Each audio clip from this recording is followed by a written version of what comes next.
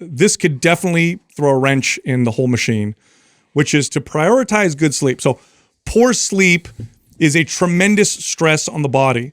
And just because of the way we evolved, when we were under chronic stress, it was probably due to the fact that we couldn't find calories. So the two types of stress that we'll typically encounter is acute. Something happened right now. Car almost hit me. It's gone. Oh, let me calm down now. I'm safe. The other one is kind of chronic stress, stuff that kind of sticks with you and stays with you.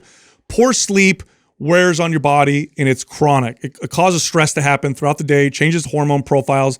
It's just this chronic level of stress. And what your body tends to do under chronic stress is it tends to try to protect itself. And the way it protects itself is it says, hey, let's burn less calories. Got to keep it safe. We don't know what could happen. Food might not be here. Hey, let's store more body fat. Hey, let's lower these hormones that tend to speed up the metabolism, like testosterone and growth hormone. Let's raise these other hormones that'll help us store more body fat and kind of give us temporary energy, things like cortisol. And let's not have a faster metabolism. So good sleep is important because bad sleep will ruin everything that we just talked about. Yeah, I'm glad you added this one in the list because if there's ever somebody who I feel like is doing all the things you're telling them and then they're still not seeing the results, this has been the culprit. Yes. Mm-hmm. They're like, I'm doing this, I'm dieting, I'm training this, that. And we're both like scratching our head. Because at this point, they haven't admitted to me like I have terrible sleep at night or I stress all night long or I have this, like that hadn't came up yet, right? We're thinking about all the things we can do about it. And this person's just piling more onto their already super stressful and non-sleeping nights that I'm not aware of at this point yet. And this is normally when this comes out. It's like, are you sure you're doing this? You're doing that? You're doing this? You're doing that? And then it's normally like, well, then how's your sleep been? Oh, well, that's fucked up. Yeah. Then you're like, oh, okay, well, there might be the problem. Never fully recovered. I mean, your body's just never in that place. I used to have clients. This was like that one last piece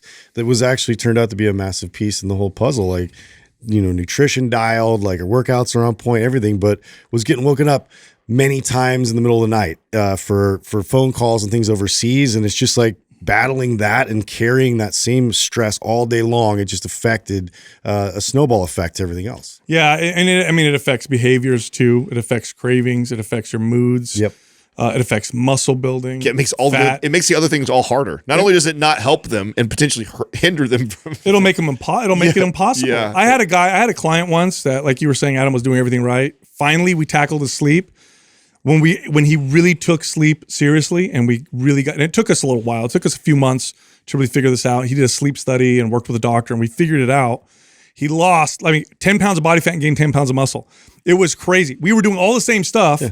The only difference was he finally got his sleep down, and it made such a, and I remember he was going to this doctor. They were also looking at his hormone. Everything changed just from sleep. So I had to include this because if this is off, you could strength train with the best programs. You could eat great protein. You could have the right cardio for health. You could feed your body appropriately, do all the right stuff. It'll just we cut the workouts in half with my client after we had realized that was the biggest culprit, and then you just focus on sleep, and it was like this completely transformative thing, just unlocked. And I know it's sleep that we're pointing to right now, but I mean, I think that this could almost include like your overall just stress bucket. Sure. Right? So maybe you get okay sleep or it's not the worst sleep ever, and so you don't think that's a culprit, but then you have this like, crazy marriage, you hate your boss, like you just got all this other stress going on in your life that a lot of times in my experience, when a client is doing most, if not all the things you're telling them to do and their body still is not responding,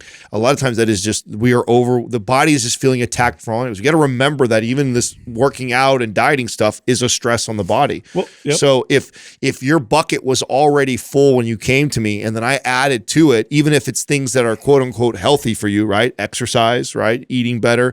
It will sometimes completely stall your progress because your body is too overwhelmed, and reducing and cutting back on a lot of things is actually the simplest thing. Well, think of it this way, right? If the economy looks like it's going terrible, what are people going to do? Save their money, not spend a lot, cut their bills, right? This is what your body does with calories. If it starts to feel lots of stress, it'll try to save calories, right? It'll try to store more of them, and it'll reduce how many calories you put out.